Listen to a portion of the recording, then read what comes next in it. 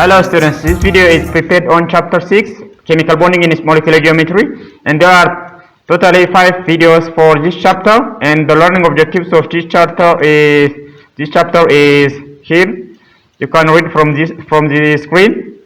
There are 9 learning objectives of this chapter, and the first 3 is the learning objectives of this video. 1. Explains the formation of cation, anion, and ionic compound. 2. Describes the formation of covalent bonds and define electronegativity and identify the polarity of covalent bonds. This is the learning objectives of this video, and you can see for the rest learning objectives for this chapter. And let me move to the introduction to chemical bonding. What is chemical bonding? Chemical bonding is simply an attractive force that combines atoms together. It is a type of attractive force that combines atoms together.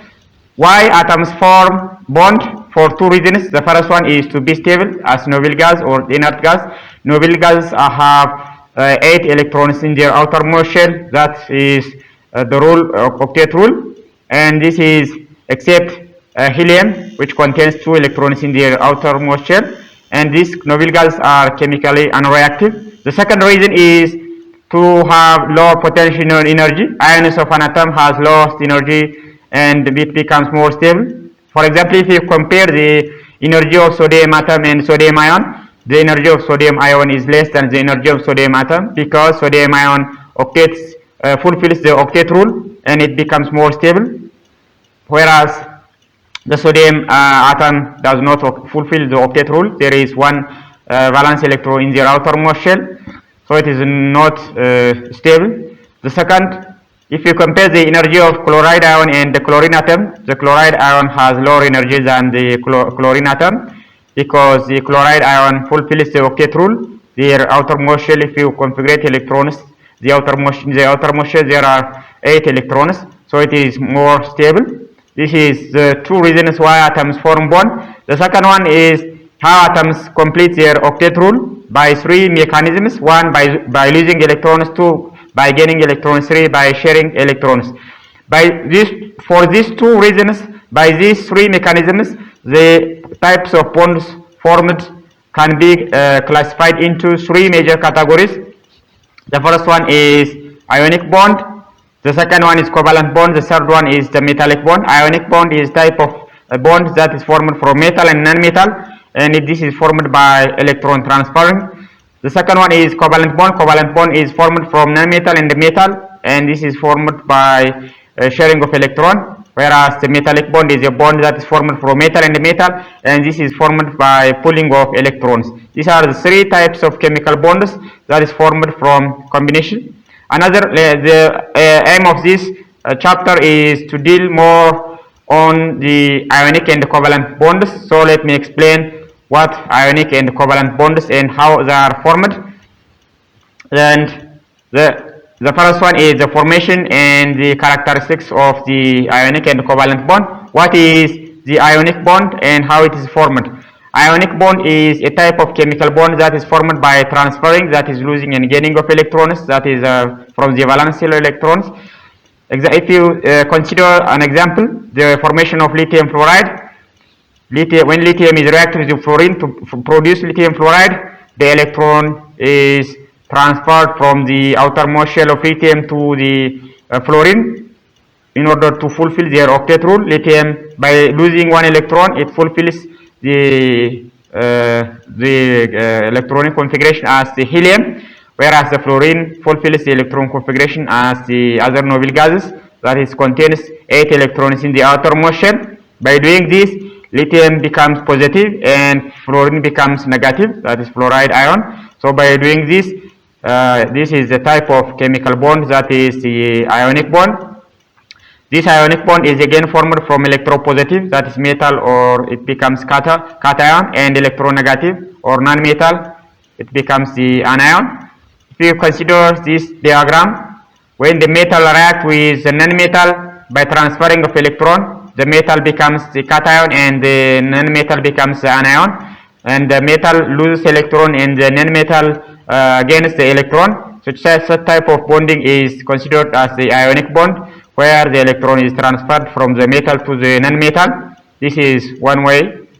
And Ionic compounds, examples of ionic compounds and ionic bond, sodium chloride, magnesium oxide, potassium iodide, these are some examples.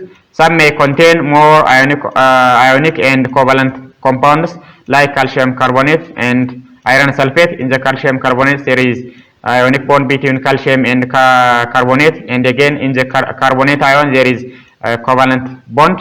Similarly, you can explain this with iron sulfate. There are some factors that favor the formation of the ionic compound. The first factor is to be stable.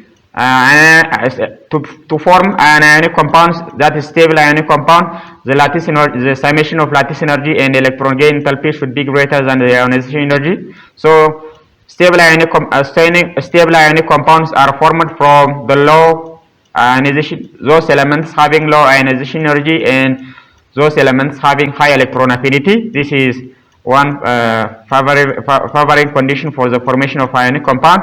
Another thing is formation of the covalent compound. Covalent compounds are formed from from same or identical atoms where having nearly the same electronegativity difference, that is by sharing of electron, not losing of electron and gaining of electron. They are formed by sharing of electron. They are formed from electronegative and electronegative, and that is from nonmetal and nonmetal. If you consider this diagram, nonmetal and nonmetal combine to form the covalent bonds by sharing of electron. And this is one type of the covalent bond.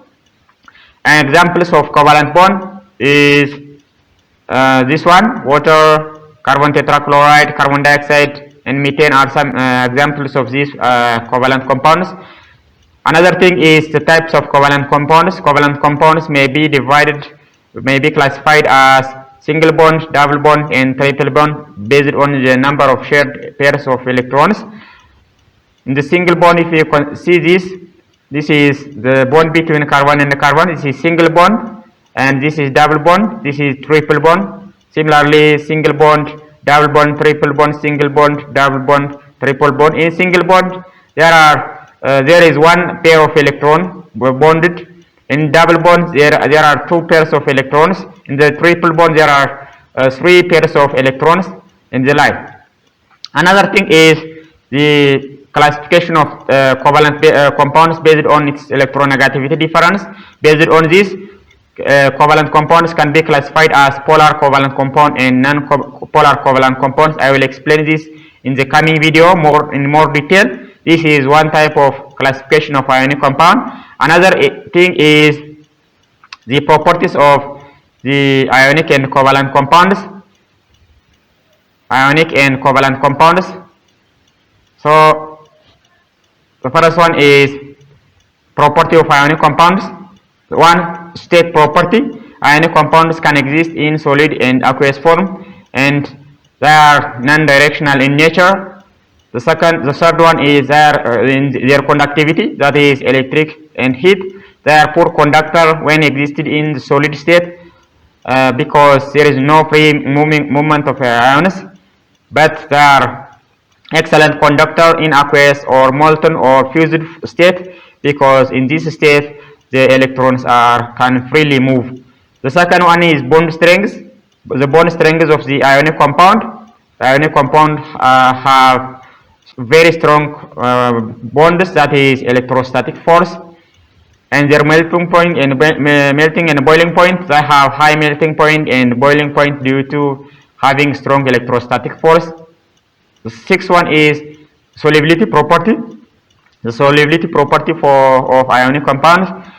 Ionic compounds are more soluble in polar solvents like water, and they are not insoluble in non-polars like benzene or organic solvents. The properties of covalent bond. Covalent bonds or covalent compounds can exist in solid, liquid, and gas states. They are non-conductor except in few exceptions. They have weaker intermolecular force.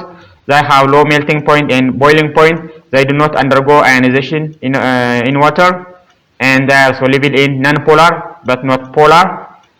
This is properties of ionic and covalent compounds. This is all about today's video. In the coming video, I will explain you more about the writing Lewis structure. How can we write Lewis structure? Thank you for watching today's video. See you next time. Bye bye.